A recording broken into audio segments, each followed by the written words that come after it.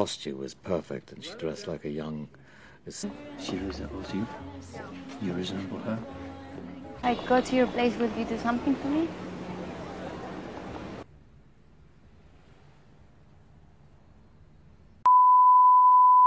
Seorang wanita anggun dan menggemaskan yang masih duduk di bangku kuliah dan juga sebagai akuntan di sebuah perusahaan rela menyerahkan dirinya seutuhnya kepada lelaki tua yang ternyata adalah dosennya sendiri.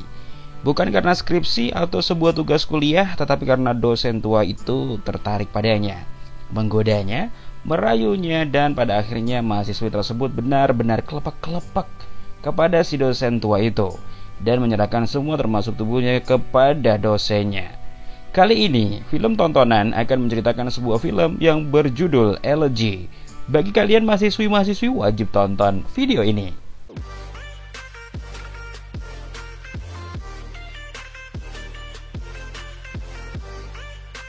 Film dimulai dengan menampilkan sebuah podcast dengan seorang profesor bernama David. Ia merupakan pengamat budaya modern yang sudah sering menjadi narasumber di televisi. Selain itu, David juga berprofesi menjadi seorang dosen.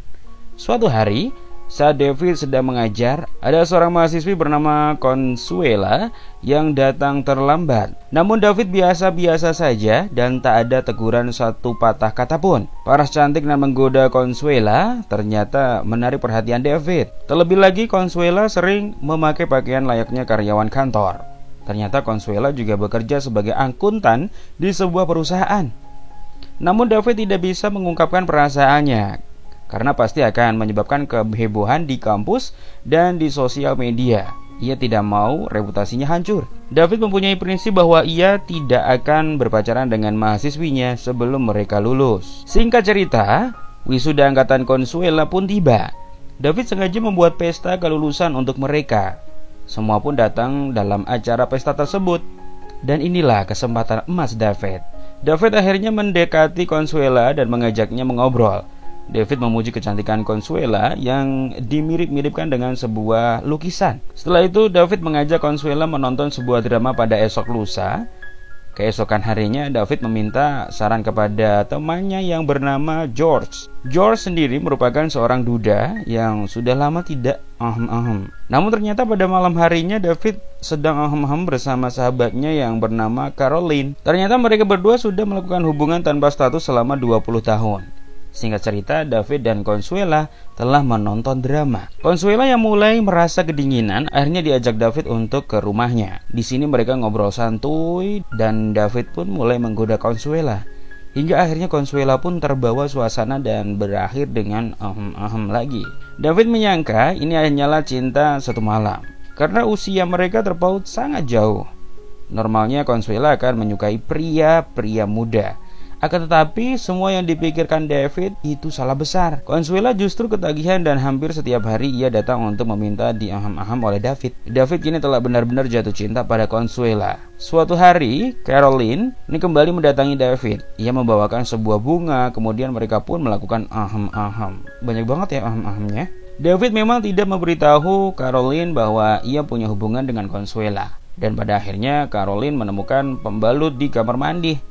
Ia pun langsung marah, tapi David mengelak dan bilang itu milik George. Saat George numpang ahem-ahem di sini. Beberapa hari kemudian, Consuela mengajak David untuk makan di sebuah restoran. Consuela mengajak David untuk menghadiri pesta yang akan dilaksanakan di rumahnya dan dihadiri oleh tamu-tamu dari kedua orang tuanya. David kaget dan awalnya ia menolak. Setelah dipaksa oleh Consuela, akhirnya ia mengiyakan ajakan tersebut.